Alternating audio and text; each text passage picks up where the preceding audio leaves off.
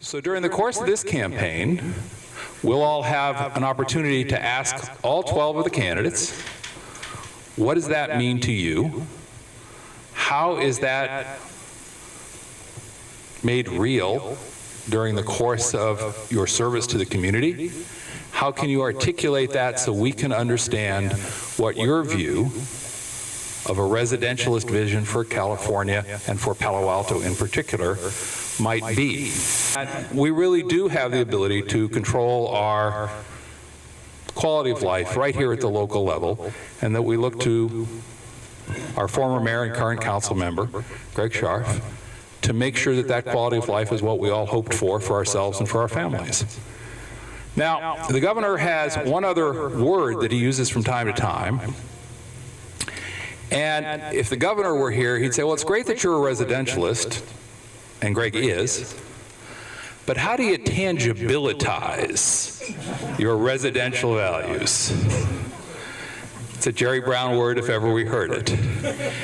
And the reason I'm here today to ask you to join me in helping Greg in his reelection effort is because I think Greg's particular talent, as we have seen it on the council, is to do more than simply have a healthy vision of our community, to do more than simply articulate that healthy vision for our community, but to actually work in ways at the council level to pull people together and to find some common ground and to move us forward in a way that rejects the old no growth, more growth debate, and talk about how you can be a thoughtful, balanced, sensible, progressive residentialist in a 21st century environment.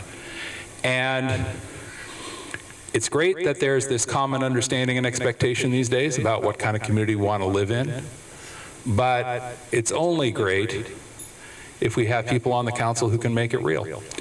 So I'm here for Greg today, and I expect many of you are here for Greg today because you have the same experience that I do, which is that this is someone who can tangibilitize our residentialist aspirations in a way that we can see and feel and enjoy on a daily basis.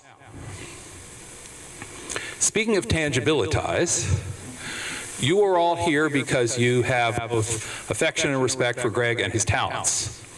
So I am now going to ask you to tangibilitize that affection and respect. And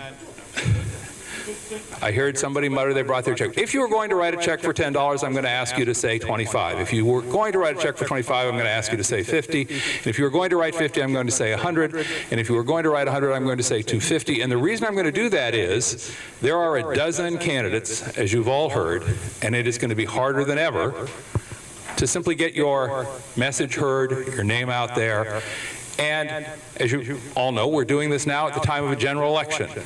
We changed from the odd-numbered years to the even-numbered years, and there are some benefits there. We'll have a lower cost to the city, and we'll have more voters voting. But more voters voting mean more people to talk to, which means that that yard sign is going to be all the more important, which means that your personal contact on the phone as a volunteer will be all the more important. Because a lot of the folks who come out to vote for state and national races aren't really quite as fully informed about ABAG and NCPA as you all are now. And so we need to make sure that they know who has been doing the good work, who is prepared to do the good work in the future, and who has not just a thoughtful vision for what kind of community this can and should be, but who has the skills and the ability to help us realize that vision. So whether you lick, stick, stuff, stamp, write, do what you can, then do a little bit more. And if it seems like you're being asked to do too much, just say, I'm going to do it so that Greg can serve, so that I don't have to spend all those nights on the Palo Alto City Council over the course of the next 4 years. Please join me in congratulating and thanking our once and future council member,